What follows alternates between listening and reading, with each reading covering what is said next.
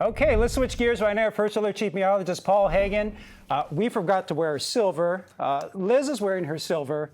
We forgot to dress up. You got to. You know what I love about this, though? Yeah, we saw mine's this too. with the other concerts, is that events like this bring everybody together. Everybody's there to have a good time. It's wonderful for us to be able to talk about it because it's fun. It's just a neat thing for the Bay Area. Everybody's there to sweat together in the parking lot. Yeah, there's a camaraderie in the suffering. Jocelyn's definitely dressed for the concert after the sun goes down as opposed to standing there when it's 85 degrees on blacktop. I bet she's not terribly comfortable. What is the concert forecast? It's going to cool down to the 70s by 8 o'clock. So it looks really nice. It's just toasty out there right now because we're in the midst of the hottest day of the week. The heat dome over the desert Southwest has expanded close enough to us to send temperatures inland into the 90s pretty much across the board. But off the coast, see how the wind lines take a little bit of a meander here? There's a developing storm system in the upper levels of the atmosphere that's going to be moving into Northern California, and that's going to spell a whole different weather pattern as we head through the rest of this week. Let's check out Futurecast. We will see a little bit of fog making its way inside the Bay tonight, more widespread by Friday morning, but the bigger change is going to be more cloud cover moving in by Friday and Saturday, and a chance of showers,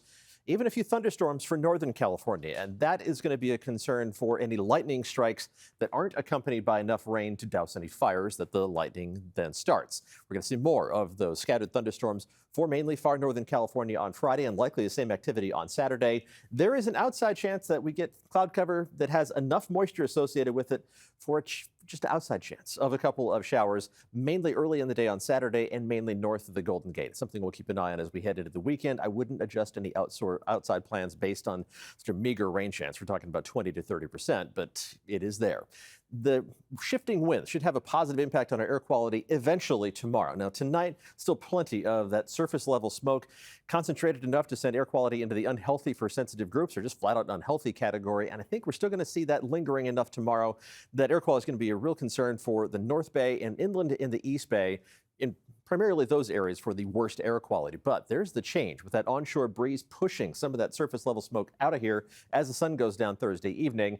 The problem is that there's still plenty of smoke being produced by those fires burning along the Oregon border, especially the Smith River complex, and some of that could drift back in by Friday morning, especially for the North Bay. So air quality is going to be a concern for the foreseeable future as long as those fires are burning. And you can see the impact of them, all that haze on the horizon as we look towards the Golden Gate. Temperatures are warm, made it into the 80s earlier in San Francisco, now back down to 77.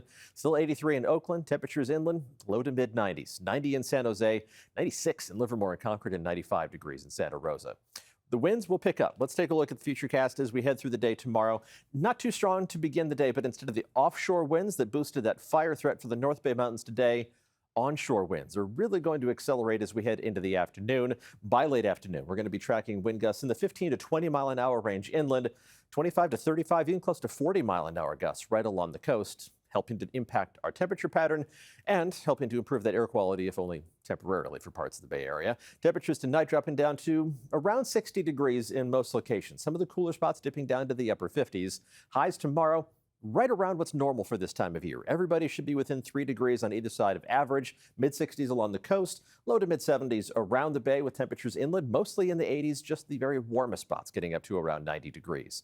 The 7-day forecast shows even cooler readings settling in for Friday, and then it's a slow climb back to almost exactly normal temperatures by Labor Day on Monday. The Labor Day weekend's looking pretty good. More clouds on Saturday, and then gradually more and more sunshine as we head through the rest of the weekend.